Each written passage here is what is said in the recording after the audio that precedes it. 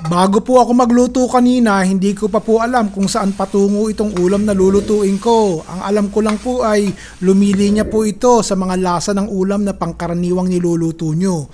Asahan nyo na po na pagdating po sa huling bahagi ng cooking process, maglalagay po tayo ng konting gulay para kompleto na ang ulam. May protina at saka may gulay, tapos may sabaw pa.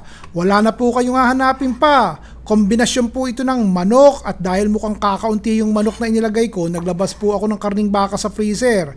Hiniwa ko po ng malalaking tipak para isama na rin sa ulam.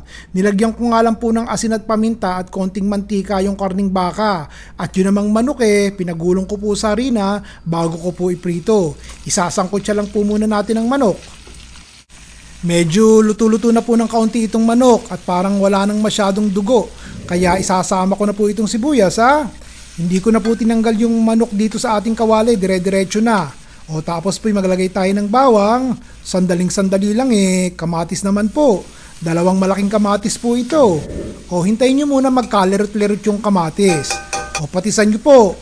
Lagyan na po natin ng konting paminta. Pangbalanse po ng lasa, maglagay po tayo ng katitik na asukal kung kayo po'y naglalagay.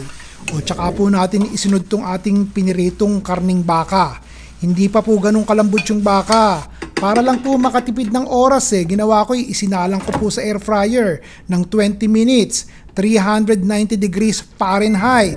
At nung matusta, pero hindi pa siya ganun kalambot kaya lalagyan po natin ito ng tubig. 2 tasa lang po ng tubig ang ilalagay ko tapos po'y dahon ng laurel. Pakuluan natin yan pero hindi na po katagalan kasi 75% ng malambot yung baka, sandali na lang po yan. O, tignan nyo po, malambot na yung baka, di po ba? O, iaangat ko nang makita nyo, hindi po ba? Tapos yung sabaw na malabnaw kanina lumapot na rin po. Lagyan na po natin ang kalahating sandok ng toyo at parang kulang po sa alat. Tanggalin nyo na po yung dahon ng laurel at baka makabikig yung kakain.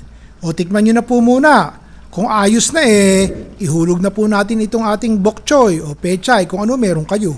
Huwag sabay-sabay ilubog nyo muna yung unang batch sa kumukulong sarsa para po malanta agad.